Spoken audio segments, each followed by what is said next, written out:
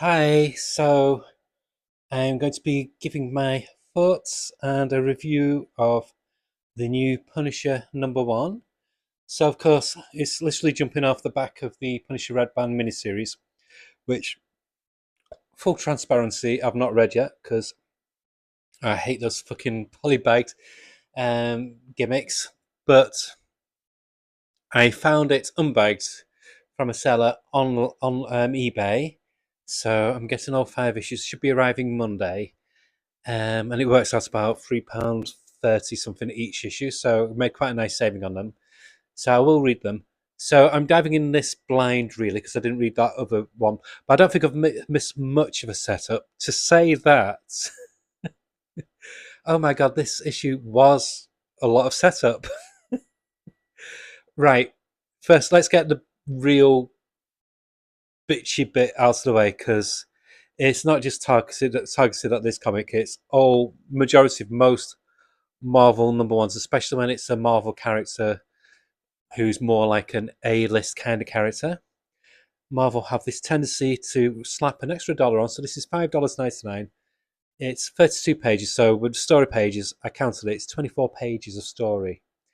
When you think that I picked up Vertigo Comics this week, and the Ezra Kane one was $3.99 and was 30 story pages, and the other pages were back matter. $3.99, so it's $2 cheaper. You've got 6 extra story pages and I think either 2 or 3 more pages of back matter. What the hell, Marvel? Are you trying to just put people off buying your stuff? Right, that's the right house away because they do it with everything. They're going to be doing it with Daredevil next, and honestly, I nearly didn't. That's one reason I nearly didn't pick this up was because of the price point. I do like the cover. The cover's great. Am I pleased I picked it up? Do I have regrets ordering the preceding miniseries blind?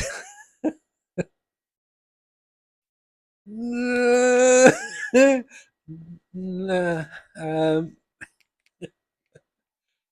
hmm. I've literally just finished reading it, so I'm just digesting what I think. No, I think It's Benjamin Percy, so I'm going to give benefit of the doubt. But so it's written by Benjamin Percy, and the art's by on the penciler artist is Jorge Luis Soares, and the inker is Oren Jr. Color is Frank DeMata, and letter is VC's Corey Pettit. So the art, the coloring's good. And the art initially, when I flicked through it, I thought, "Oh, this is really good." Like this page where it's opening up his jacket, it's kind of like, "Oh yeah, that's Frank. Frank's back." But the more I looked at the art, and when it came to more like the not action shots, like just there's a scene. There's just like these static shots, and we'll come back to that word static. So there's this picture of this newsreader.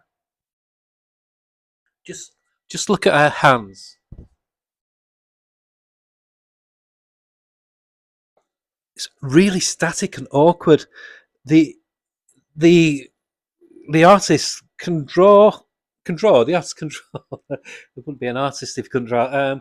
But like on one, she sat there on her hands like this, and the other one's on the thing like that.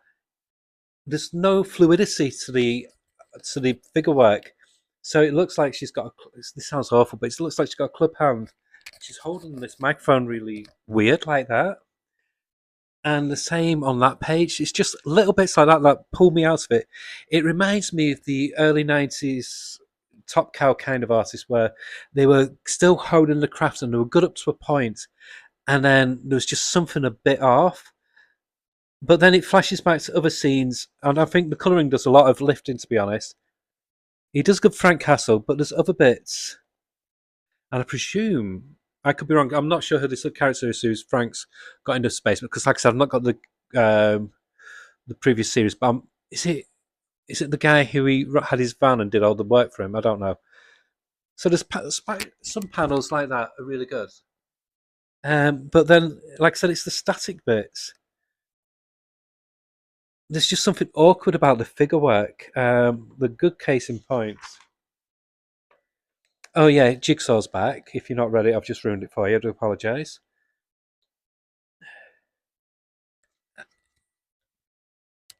Like this action shots just kind of throws you out a bit because of how odd the figure work is. Like there's just no, again, coming back to that word, fluidity to the figure drawing. So the artist is average going on to good.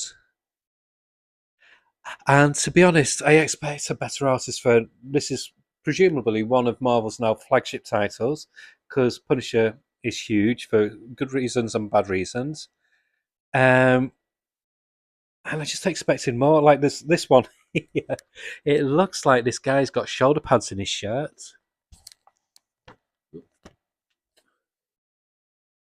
I don't know if you can see.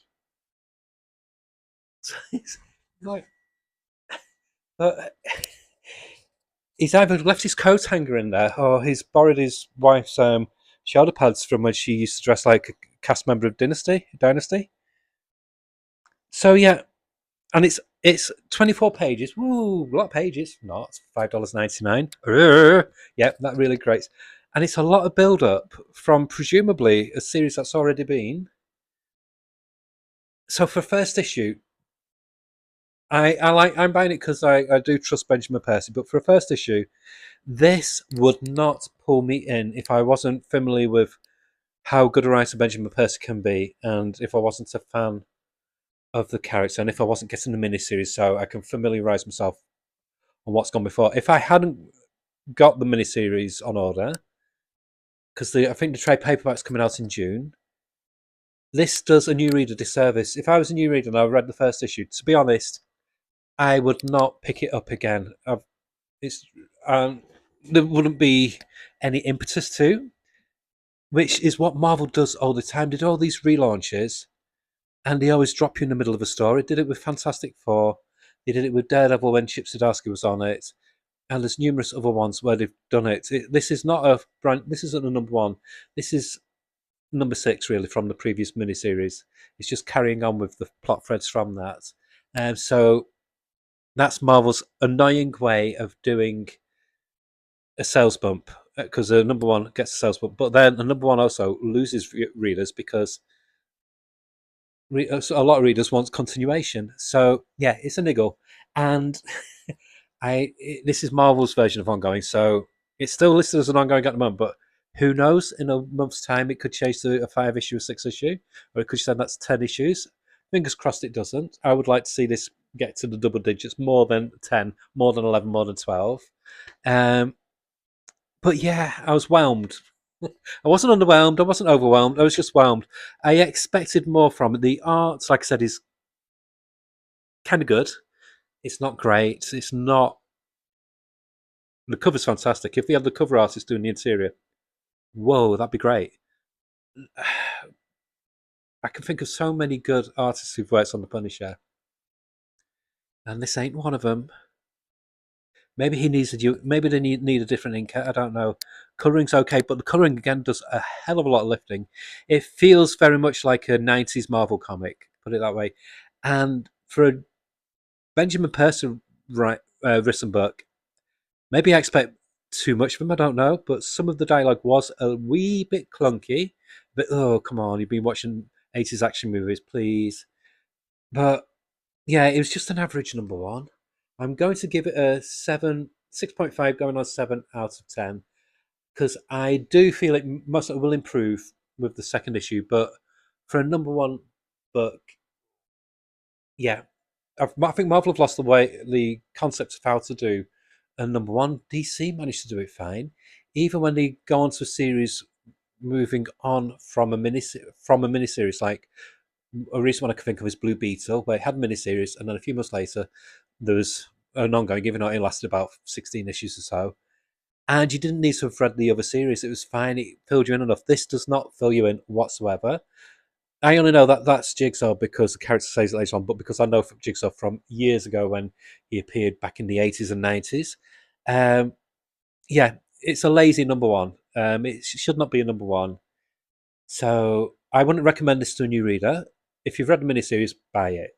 Buy it, yeah, buy it. I'm getting a miniseries, so I'm going to buy it. I'm invested financially, so I've got to give it an attempt to at least for about the first story arc, see how it goes. It could be the only story arc, who knows with Marvel, but yeah. Uh, oh, Frank, I wanted to slight you more with this one, but it was very much punished by the numbers, unfortunately.